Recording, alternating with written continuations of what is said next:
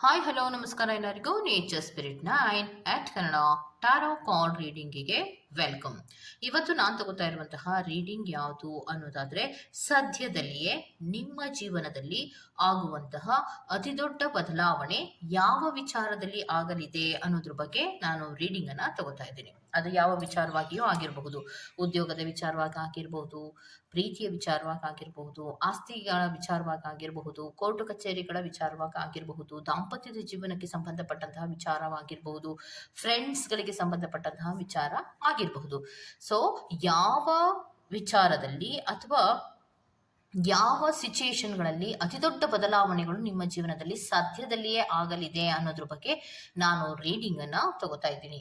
ಇದೆಲ್ಲವೂ ಕೂಡ in general ಆಗಿರುವಂತಹ ರೀಡಿಂಗ್ ಆಗಿರೋದ್ರಿಂದ ನಿಮ್ಗೆ ರೆಸೊನೇಟ್ ಆದ್ರೆ ಮಾತ್ರ ತಗೊಳ್ಳಿ. ಹಾಗೇನೆ ಸ್ಕ್ರೀನ್ ಮೇಲೆ ಕಾಣ್ತಾ ಇರುವಂತಹ ಒಂದು ನಂಬರ್, ಅದು ಪರ್ಸನಲ್ ರೀಡಿಂಗಿನ ನಂಬರ್ ಆಗಿರುತ್ತೆ. ಯಾರಿಗೆಲ್ಲ ಪರ್ಸನಲ್ ರೀಡಿಂಗಿನ ಅವಶ್ಯಕತೆ ಇದೆಯೋ ಅವರೆಲ್ಲರೂ ಕೂಡ ವಾಟ್ಸಪ್ ಮೆಸೇಜ್ ಅನ್ನ ಮಾಡೋದ್ರ ಮೂಲಕ ಪೇ ಮಾಡಿ ನಿಮ್ಮ ರೀಡಿಂಗ್ಸ್ ಗಳನ್ನ ನೀವು ತಗೋಬಹುದಾಗಿರುತ್ತೆ.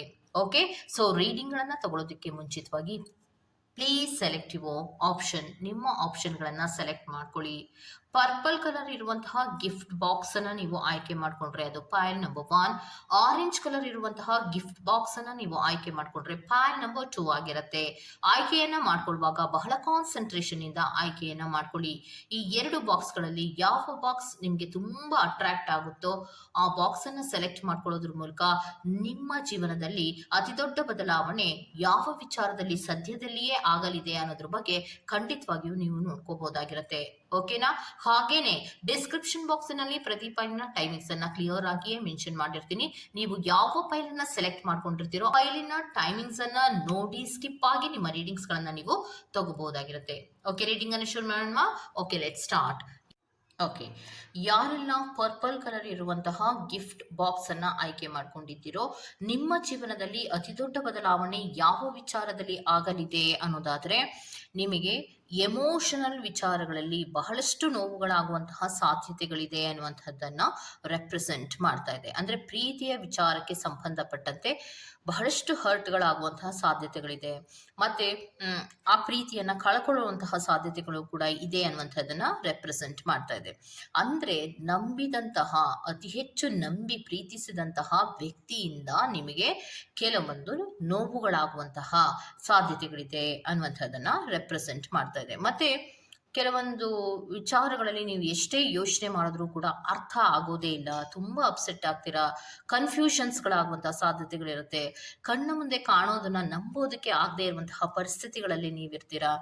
ಅಂತಹ ದೊಡ್ಡ ಬದಲಾವಣೆಗಳು ಆಗತ್ತೆ. ಅಂದ್ರೆ ಪ್ರೀತಿಯ ವಿಚಾರಕ್ಕೆ ಸಂಬಂಧಪಟ್ಟಂತೆ ಅತಿ ದೊಡ್ಡ ಬದಲಾವಣೆಗಳು ಆಗತ್ತೆ. ಯಾರನ್ನ ನೀವು ನಂಬಿ ಪ್ರೀತಿಸಿ ಅವರನ್ನ ಅವರ ಕೆಲವು ವಿಚಾರಗಳಲ್ಲಿ ಮೂಮೆಂಟ್ಸ್ಗಳನ್ನ ತಗೋತಾ ಇದ್ರು, ಅಥವಾ ಕೆಲವೊಬ್ಬರನ್ನ ನಂಬಿ ನೀವು ಇನ್ವೆಸ್ಟ್ ಅನ್ನ ಮಾಡಿದ್ರೆ ಅವರಿಂದ ಲಾಸ್ಗಳಿರಬಹುದು, ಅಥವಾ ಕೆಲವೊಬ್ಬರನ್ನ ನಂಬಿ ನೀವು ಪ್ರೀತಿಯನ್ನ ಮಾಡಿದ್ರೆ ಅವರಿಂದ ಕೆಲವು ಎಮೋಷನಲ್ ಆದಂತಹ ಪೇನ್ಗಳಿರಬಹುದು, ಆಗುವಂತಹ ಸಾಧ್ಯತೆಗಳಿರುತ್ತೆ.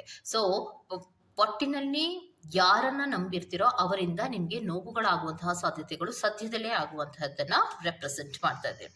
ಕೆಲವೊಂದು ವಿಚಾರಗಳು ನಿಮಗೆ ನೆಕ್ಸ್ಟ್ ಏನ್ ತೋರಿಸ್ತಾ ಇದೆ ಅಂದ್ರೆ ಚೇಂಜಸ್ ಅನ್ನ ಮಾಡ್ಕೋತೀರಾ ಅನ್ನೋಂಥದ್ದನ್ನ ರೆಪ್ರೆಸೆಂಟ್ ಮಾಡ್ತಾ ಇದೆ. ಅಂದ್ರೆ ಇದ್ದಂತಹ ರೀತಿಯಲ್ಲಿ ನೀವಿರೋದಕ್ಕೆ ಆಗೋದಿಲ್ಲ, ಬಹಳಷ್ಟು ಚೇಂಜಸ್ ಗಳನ್ನ ನೀವು ಮಾಡ್ಕೋಬೇಕಾಗತ್ತೆ.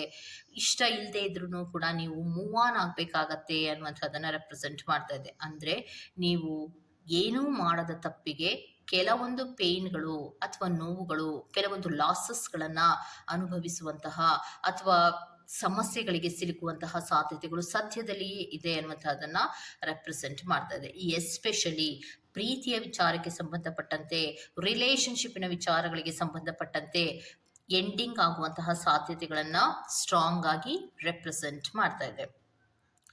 ನೆಕ್ಸ್ಟ್, ಅತಿ ದೊಡ್ಡ ಬದಲಾವಣೆಗಳು ನೀವಿದ್ದಂತಹ ರೀತಿಗಿಂತ ಬಹಳಷ್ಟು ಬದಲಾವಣೆಗಳಾಗತ್ತೆ. ಮತ್ತೆ ಹೊಸ ಪ್ರಾಜೆಕ್ಟ್ಗಳ ಕಡೆಗೆ ಗಮನವನ್ನ ಕೊಡ್ತೀರಾ. ವೃತ್ತಿ ಜೀವನಕ್ಕೆ ಸಂಬಂಧಪಟ್ಟಂತೆ ಅನ್ನೋದಾದ್ರೆ ಇದ್ದಂತಹ ಕೆಲಸವನ್ನ ಯೂನಿವರ್ಸ್ ನಲ್ಲಿ ಕೆಲವೊಬ್ರು ಬಿಟ್ಟು ನಿಮ್ಮದೇ ಆದಂತಹ ರೀತಿಯ ಒಂದು ಬಿಸ್ನೆಸ್ ಗಳನ್ನ ಮಾಡಬೇಕು ಅನ್ನುವಂತಹ ರೀತಿಯಲ್ಲಿ ನೀವು ಹೊಸ ಹೊಸ ಅಪರ್ಚುನಿಟೀಸ್ ಗಳ ಕಡೆಗೆ ಹೋಗುವಂತಹ ಸಾಧ್ಯತೆಗಳು ಇದೆ ಅನ್ನುವಂಥದ್ದನ್ನ ರೆಪ್ರೆಸೆಂಟ್ ಮಾಡ್ತಾ ಇದೆ. ಸೊ ನಿಮ್ಮ ಒಂದು ವಿಲ್ ಪವರ್ ಅನ್ನ ಇಟ್ಕೊಂಡು ಹೊಸದಾದಂತಹ ಪ್ರಯತ್ನವನ್ನ ಮಾಡುವ ಕಡೆಗೆ ಗಮನವನ್ನ ಕೊಡ್ತೀರಾ. ಅದರಲ್ಲಿ ಚೇಂಜಸ್ ಅನ್ನ ಮಾಡ್ಕೋತೀರಾ.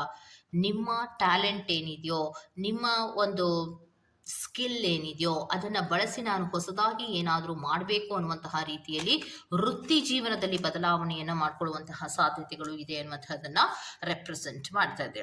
ಸೊ ಇನ್ನೊಂದು ಏನು ಅಂದರೆ ಎರಡೂ ಕಾರ್ಡ್ಸ್ಗಳಲ್ಲಿಯೂ ಕೂಡ ಆಕ್ಷನ್ಸ್ ಅನ್ನು ರೆಪ್ರೆಸೆಂಟ್ ಮಾಡ್ತಾ ಇರೋದ್ರಿಂದ ಎಸ್ಪೆಷಲಿ ಜಾಬ್ ಚೇಂಜ್ಗಳ ಬಗ್ಗೆ ಹೆಚ್ಚಾಗಿ ಇಲ್ಲಿ ರೆಪ್ರೆಸೆಂಟ್ ಮಾಡ್ತಾ ಇರೋದು. ಒಂದು ಪ್ರೀತಿಯ ಬಗ್ಗೆ, ಇನ್ನೊಂದು ವೃತ್ತಿ ಜೀವನಕ್ಕೆ ಸಂಬಂಧಪಟ್ಟಂತೆ ಬಹಳಷ್ಟು ಚೇಂಜಸ್ಗಳಾಗತ್ತೆ ಅನ್ನುವಂಥದ್ದನ್ನ ರೆಪ್ರೆಸೆಂಟ್ ಮಾಡ್ತಾ ಇದೆ.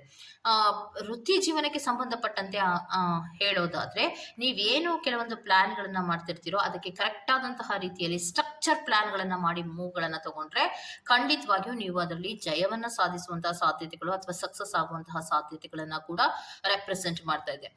ಯಾಕೆ ವೃತ್ತಿ ಜೀವನದಲ್ಲಿ ನಿಮ್ಗೆ ಸಕ್ಸಸ್ ಆಗತ್ತೆ ಅನ್ನೋದಾದ್ರೆ ನಿಮ್ಮಲ್ಲೇ ಇರುವಂತಹ ಸ್ಕಿಲ್ಸ್ ಅನ್ನ ಬಳಸ್ಕೊಂಡು ನೀವು ಯಾವುದರಲ್ಲಿ ಎಕ್ಸ್ಪೀರಿಯನ್ಸ್ ಆಗಿರ್ತಿರೋ, ನಿಮಗೆ ಯಾವ ಕೆಲಸವನ್ನ ಮಾಡೋದಕ್ಕೆ ನಿಮಗೆ ಕಂಫರ್ಟಬಲ್ ಆಗಿರ್ತಿರೋ ಆ ಕೆಲಸವನ್ನ ಹೊಸದಾಗಿ ಪ್ರಯತ್ನವನ್ನ ಮಾಡ್ತಿರ್ತೀರಾ.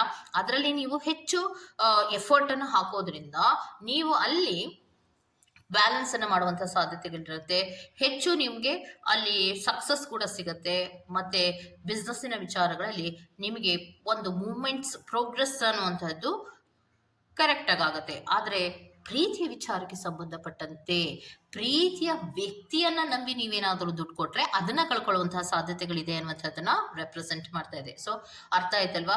ಸೊ ಕೆಲವೊಂದು ಲಾಸ್ಗಳು ಹಣಕಾಸಿನ ವಿಚಾರವಾಗಿ ಆಗತ್ತೆ ಅಂದ್ರೆ ಯಾವ ವಿಚಾರದಲ್ಲಿ ಲಾಸಸ್ಗಳಾಗತ್ತೆ ಅಂದ್ರೆ ಈ ಪ್ರೀತಿಯ ವಿಚಾರದಲ್ಲಿ ಲಾಸಸ್ಗಳಾಗುವಂಥದ್ದು. ಪ್ರೀತಿಯ ವ್ಯಕ್ತಿಯನ್ನ ನಂಬಿ ಹಣವನ್ನ ಕೊಡ್ತೀರಾ, ಏನೋ ಕಷ್ಟ ಅಂತ ಹಣವನ್ನ ಕೊಡ್ತೀರಾ, ಅದು ವಾಪಸ್ ರಿಟರ್ನ್ ಬರಲ್ಲ. ಆದ್ರೆ ವೃತ್ತಿ ಜೀವನಕ್ಕೆ ಸಂಬಂಧಪಟ್ಟಂತೆ ಯಾರೆಲ್ಲ ಪ್ರಯತ್ನವನ್ನ ಮಾಡ್ತಾ ಇದ್ದೀರಾ, ಸೊ ಅವರು ಹೊಸ ಪ್ರಾಜೆಕ್ಟ್ಗಳನ್ನ ಮಾಡುವಂತಹ ಪ್ರಯತ್ನವನ್ನ ಮಾಡ್ತೀರಾ. ಹೊಸ ಬಿಸ್ನೆಸ್ ಇರ್ಬೋದು, ಹೊಸ ಅಂಗಡಿಗಳನ್ನ ಇಡೋದಿರ್ಬೋದು, ಅಥವಾ ಹೊಸ ಜಾಬಿನ ಟ್ರೈ ಮಾಡ್ತಾ ಇರೋವಂಥವ್ರು ಇರ್ಬೋದು, ಅವರಿಗೆ ಅನುಕೂಲಗಳಾಗುವಂತಹ ಸಾಧ್ಯತೆಗಳಿದೆ ಅನ್ನುವಂಥದ್ದನ್ನ ರೆಪ್ರೆಸೆಂಟ್ ಮಾಡ್ತಾ ಇದೆ. ಸೊ ಇನ್ನೊಂದು ಕೆಲವೊಂದು ಗಿಫ್ಟ್ಗಳು ಇದ್ದಕ್ಕಿದ್ದ ಹಾಗೆ ನಿಮಗೆ ಸಿಗುವಂತಹ ಸಾಧ್ಯತೆಗಳಿದೆ. ಕೆಲವೊಬ್ಬರಿಗೆ ಆಸ್ತಿಪಾಸ್ತಿಗಳ ವಿಚಾರಕ್ಕೆ ಸಂಬಂಧಪಟ್ಟಂತೆ ಏನಾದರೂ ಪ್ರಯತ್ನಗಳನ್ನ ಮಾಡ್ತಾ ಇದ್ರೆ ಹಣಕಾಸಿನ ವಿಚಾರದಲ್ಲಿ ಕೆಲವೊಂದು ಪ್ರಾಪರ್ಟಿಗಳ ವಿಚಾರದಲ್ಲಿ ಕೆಲವೊಂದು ಲಾಭಗಳಾಗುವಂತಹ ಸಾಧ್ಯತೆಗಳಿದೆ. ಮತ್ತೆ ಕೆಲವೊಬ್ಬರಿಗೆ ಇದ್ದಕ್ಕಿದ್ದ ಹಾಗೆ ಕೆಲವೊಂದು ಬಿಸ್ನೆಸ್ಸಿನ ಕೆಲವೊಂದು ಲಾಭಗಳು ಕೂಡ ಆಗುವಂತಹ ಸಾಧ್ಯತೆಗಳು ಇದೆ ಎನ್ನುವಂಥದ್ದನ್ನ ರೆಪ್ರೆಸೆಂಟ್ ಮಾಡ್ತಾ ಇದೆ. ಓಕೆ, ಸೊ ಇದಿಷ್ಟು ಪಾಯಲ್ ನಂಬರ್ 1 ಅವರ ರೀಡಿಂಗ್ ಆಗಿರುತ್ತೆ. Go to the next Payal number 2. ಯಾರೆಲ್ಲ ಆರೆಂಜ್ ಕಲರ್ ಇರುವಂತಹ ಗಿಫ್ಟ್ ಬಾಕ್ಸ್ ಅನ್ನ ಸೆಲೆಕ್ಟ್ ಮಾಡ್ಕೊಂಡಿದ್ದೀರೋ, ಸೊ ನಿಮಗೆ ನಿಮ್ಮ ಜೀವನದಲ್ಲಿ ಅತಿ ದೊಡ್ಡ ಬದಲಾವಣೆ ಯಾವ ವಿಚಾರದಲ್ಲಿ ಆಗಲಿದೆ ಅನ್ನೋದನ್ನ ನೋಡ್ತಾ ಹೋಗೋಣ. ಓಕೆ, ಸೊ ನಿಮಗೆ ಯಾವ ಬದಲಾವಣೆ ಅತಿ ಹೆಚ್ಚು ಆಗುತ್ತೆ ಅನ್ನೋದಾದ್ರೆ ಎಮೋಷನಲ್ ವಿಚಾರಗಳಲ್ಲಿ ತುಂಬಾ ಯೋಚನೆಗಳನ್ನ ಮಾಡ್ತೀರಾ ಅನ್ನುವಂಥದ್ದನ್ನ ರೆಪ್ರೆಸೆಂಟ್ ಮಾಡ್ತಾ ಇದೆ. ಫೀಲಿಂಗ್ಗಳಿಗೆ ಸಂಬಂಧಪಟ್ಟಂತೆ ಅತಿ ಹೆಚ್ಚು ಯೋಚನೆಗಳನ್ನ ಮಾಡುವಂತಹ ಸಾಧ್ಯತೆಗಳು ಇರುತ್ತೆ.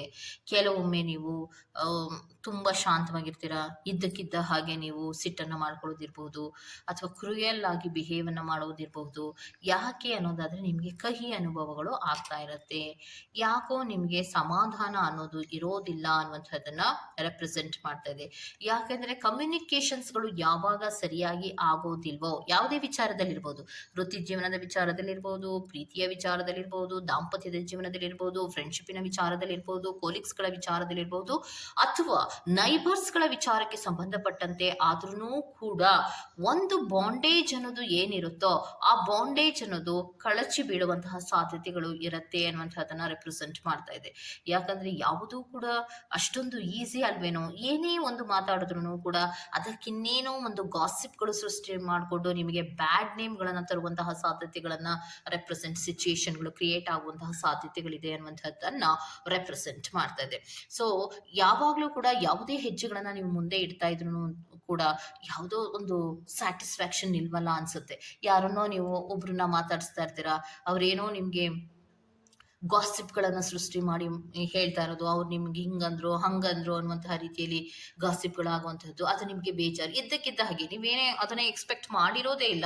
ಸೊ ಇವ್ರನ್ನ ಮಾತಾಡ್ಸೋದ್ರಿಂದ ಅಥವಾ ಎದುರಿಗೆ ಸಿಕ್ಕದ್ರಲ್ಲ ಮಾತಾಡ್ಸೋಣ ಅನ್ನುವಂತಹ ರೀತಿಯಲ್ಲಿ ಮಾತಾಡ್ಸಿದ್ರು ಕೂಡ ಅವರಿಂದಲೂ ಕೂಡ ನಿಮಗೆ ಬೇಜಾರುಗಳಾಗುವಂತಹ ಸಾಧ್ಯತೆಗಳು ಇದೆ ಅನ್ನುವಂಥದ್ದನ್ನ ರೆಪ್ರೆಸೆಂಟ್ ಮಾಡ್ತಾ ಇದೆ.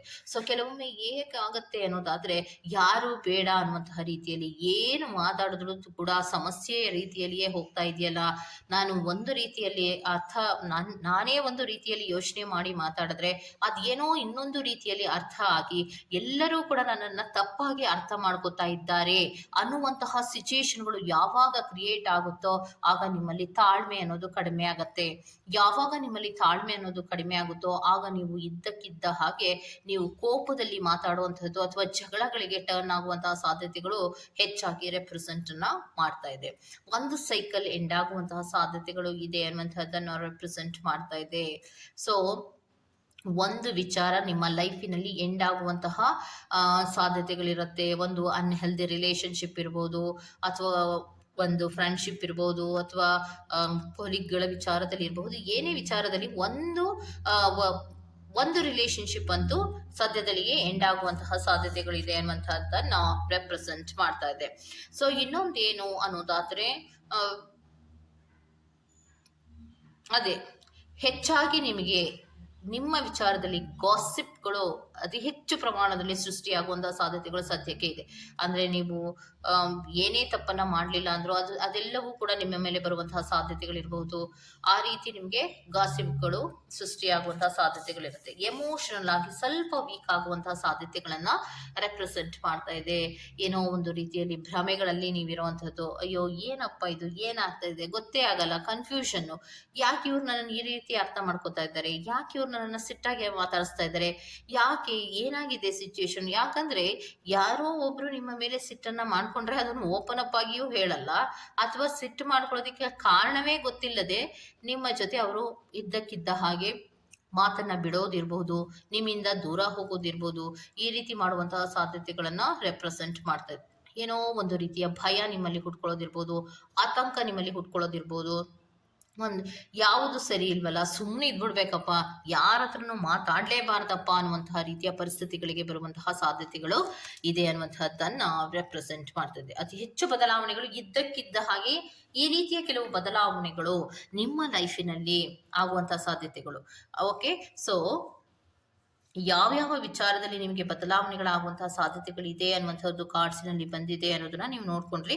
ಅದರ ಬಗ್ಗೆ ಸ್ವಲ್ಪ ಗಮನವನ್ನ ಕೊಟ್ಕೊಂಡು ನೀವು ಮುನ್ನೆಚ್ಚರಿಕೆಯ ರೀತಿಯಲ್ಲಿ ನಡ್ಕೊಳ್ಳೋದ್ರಿಂದ ಕೆಲವೊಂದು ಸಮಸ್ಯೆಗಳನ್ನ ನೀವು ಅವಾಯ್ಡ್ ಮಾಡ್ಬೋದು ಅನ್ನೋದನ್ನ ಹೇಳ್ಬೋದಾಗಿರತ್ತೆ. ಓಕೆ, ಸೊ ಇದಿಷ್ಟು ಫೈಲ್ ನಂಬರ್ 2 ಅವರ ರೀಡಿಂಗ್ ಆಗಿರತ್ತೆ. ಈ ತರಹದ ರೀಡಿಂಗ್ ನಿಮ್ಗೆ ಇಷ್ಟ ಆಗಿದೆ ದಯವಿಟ್ಟು ಸಬ್ಸ್ಕ್ರೈಬ್ ಮಾಡಿ, ಪಕ್ಕದಲ್ಲೇ ಇರುವಂತಹ ಬೆಲ್ ಐಕಾನ್ ಅನ್ನ ಪ್ರೆಸ್ ಮಾಡಿ. ನಾನು ನಿಮ್ಮನ್ನ ಮತ್ತೊಂದು ರೀಡಿಂಗ್ ಗಳಲ್ಲಿ ಸಿಗ್ತೀನಿ ಅಂತ ಹೇಳ್ತಾ ಅಲ್ಲಿವರೆಗೂ ಟೇಕ್ ಕೇರ್, ಬಾಯ್.